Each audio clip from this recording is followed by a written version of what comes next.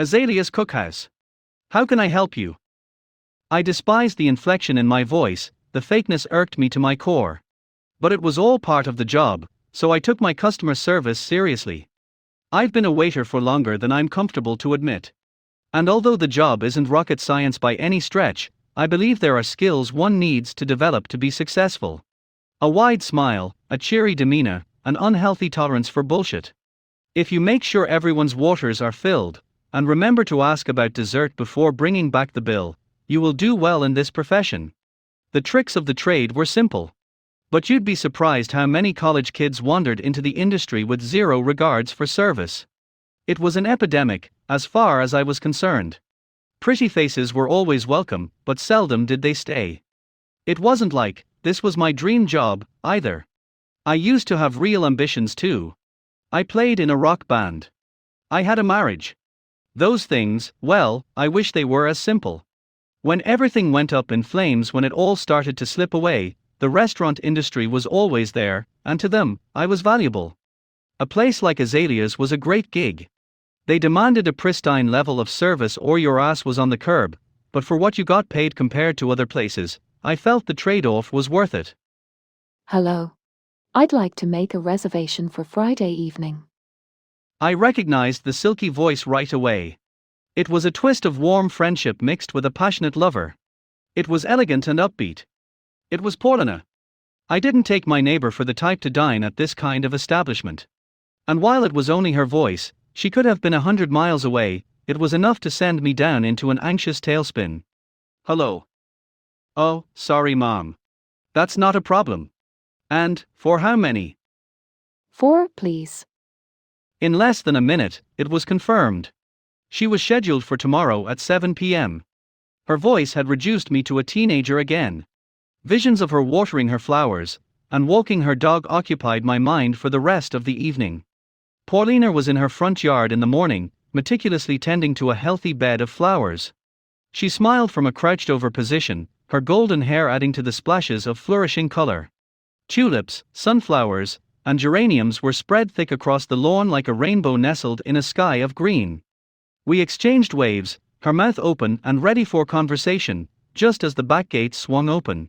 All at once, they were upon her in an orchestrated attack. Concentrated streams of water blasted out of the barrel of their guns. She let out a wail, covering her face from the attack. Her white tank top was now see-through, drenched by the precision of trained killers. The shooters, her 2 sons and husband, Keith, were giggling at the scene of the crime, as her pleas for mercy went unanswered. I kept walking. Hey, Mark. I waved to the group. A couple of the waiting staff were huddled together in front of the stairs that led into the restaurant. It was their ceremonious drag of nicotine before the chaos. Friday nights were always a gong show, and this one was sure to be no exception. One of the busboys, Juane, was wearing a vexed look on his face, more so than usual. After his puff, he warned. Silver is looking for you, man. I nodded, thanks for the heads up. From the outside, you could never tell Azalea's was a restaurant. It looked more like a cellar with cracked cement stairs that led down into a basement. That was Silver's vision all along, to be a hidden gem in the rough. Walk in thinking the place was a dump, walk out pleasantly surprised. It was the psychology of the food industry, and this element of surprise seemed to be essential for fine dining. Azalea's was the height of exclusivity, not just anyone could stumble in. In order to keep up this allure, speaking about the restaurant in any capacity was strictly prohibited. Staff were never allowed to dine in. We were servants, not clientele. Not that any of us could afford it, the menu items never seemed to reference a price, which always signaled trouble, but from the bills I'd hand out at the end of every meal, the numbers were always staggering. It was clear Azalea's was catering to a very specific crowd with refined tastes and deep pockets. A referral and a reservation got you through the door. You needed both. No exceptions. This drew a certain type of crowd. Snooty. High maintenance. But I didn't mind it, to be honest. That combination could be tiresome, but it usually meant great tips. I approached the splintered door and knocked 3 times. One of the greeters let me in. The interior was nothing like the exterior. The foyer had a Gothic medieval vibe with high ceilings and narrow hallways. Chandeliers sparkled overhead in the dim light. The halls were plastered with stone and exposed brick, a handful of doors on either side. The doors concealed the intimate dining experience that Azalea's offered, private rooms for every party to make you feel at home. Silver's office was the last door on the left. I knocked with caution. No response. 2 more times, nothing. Confused, I headed back the way I came. Hey, Julie. Have you seen Silver around? Juane said he was looking for me. The greeter glanced up from her tablet. Hey. No, haven't seen him. Her eyes dived back into the seating chart on her screen. Workers were starting to enter now, squeezing past us down the hall. If you see him, can you please let him know I went to his office? She nodded. I followed the flow of people towards the change rooms. My shift was about to start, and I needed to set the tables before dinner service. The night became a blur of well-dressed people and trips to the kitchen. I was scuttling past streams of people into narrow pockets of space while balancing wobbly plates. Just another day at the circus. There were glimpses of Silver here and there, darting around the halls with his scruffy beard and velvet blazer. He was bouncing from employee to customer to office like a bad game of Pong. I didn't bother seeking him out. I knew that he would come and find me when there was time for a breath of air. In the middle of me reaming out a busboy, Porlina strode past. Her maxi dress sparkled with little rhinestones, flowing with the natural curves of her body, leaving nothing to the imagination. It appeared to be a family affair tonight. The boys looked dapper in their matching bow ties and Keith was all smiles in his tailored suit. This was a special occasion, indeed. Mark. My heart sank as she disappeared into one of the rooms. One of the rooms I wasn't working. Are you deaf? Martin scolded. You can fuck off with your critiques. I don't answer to you. I glared back at the lethargic slug. The man looked like he hadn't caught a wink of sleep in years. His bags were a deep black, like a coat of mascara had been slathered under his eyes. I rattled the massive cart he was leaning against, the weight shifting in a dangerous, teetering fashion. Some china clattered together in ominous clangs. Fuck off. He yelped. You see the problem here, Martin, I said. The quicker you do your job, the quicker this stupid tank of a unit is out of my way. You're clogging up the freeway. His face soured as he pushed the cart away. The metal contraption was over 6 feet tall and wide, an ugly, metal cabinet on wheels. He muttered something under his breath as he passed. What did you say? I scowled. He was near the kitchen before he hollered back. It ain't as easy as it looks, chump. I took a deep breath before entering the adjacent room. Welcome to Azalea's Cookhouse. On my way back from the kitchen, I was balancing 2 plates of harkal, an Icelandic delicacy, of fermented shark, when Silver tapped me on my shoulder. Mark. I need you in my office. Drop those off and come see me. It's mid-dinner service, Silver. Can this wait till my break? It can't, he said. Lana will cover for you. My blood boiled at the thought of Lana, swooping in to claim my tips. She wasn't even scheduled to work this evening. I sighed and dropped off the food before making my way to his office. This time the 3 knocks were answered, the door swung open. Thanks, Mark. Have a seat. We were surrounded by a forest of cherry wood, bookshelves and cabinets filled the space, carved in looping, intricate patterns. Everything was so polished and quaint. There were floating shelves that carried up the walls, each holding rows and rows of books. Behind a grandfather clock in the corner were pots of leafy plants.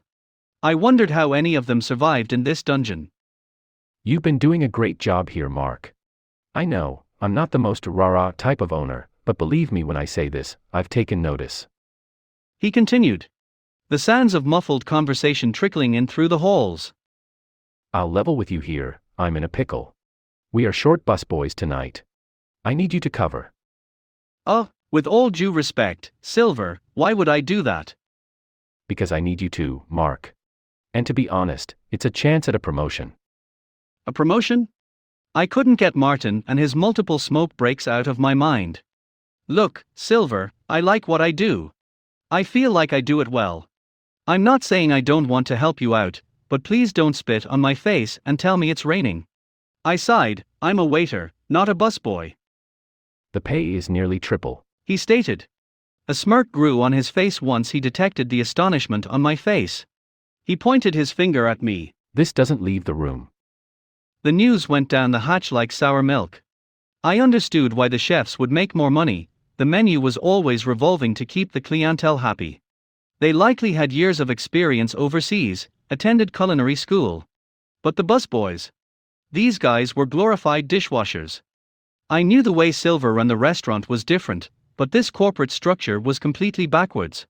Servers were the face of the business, the point of contact between the restaurant and the customer. Surely, that had to be worth more. I need you out there, Mark. Like yesterday. He got up and made his way to the door. If you do well, the position is permanently yours.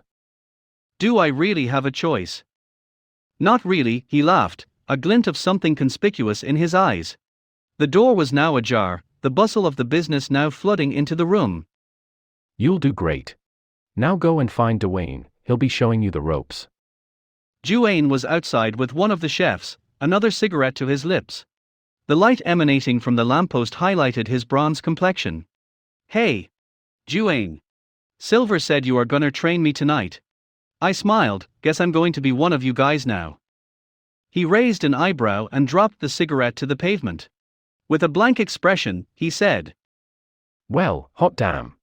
Let's go. He stomped the butt out, and we drifted inside. I followed him deep into the kitchen, past the cooking staff carefully preparing the meals.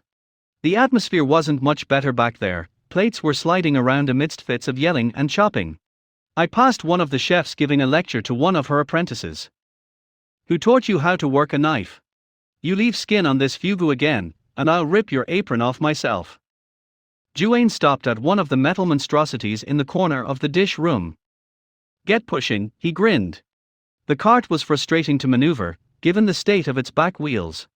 One will refuse to roll in line with the others, opting to wiggle uselessly instead. It was a cumbersome task given the sheer size of the cart, it was heavy with its many drawers and it was a challenge to see over it. There would have certainly been a collision without Dwayne guiding me in the front.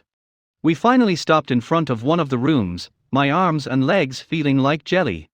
He held the door open as I inched the cart in, slowly.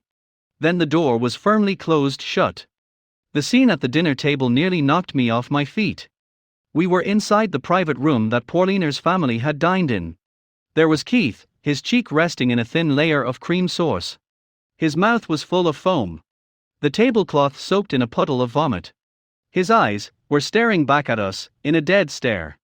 Their two sons were on the floor, their bodies lying limp.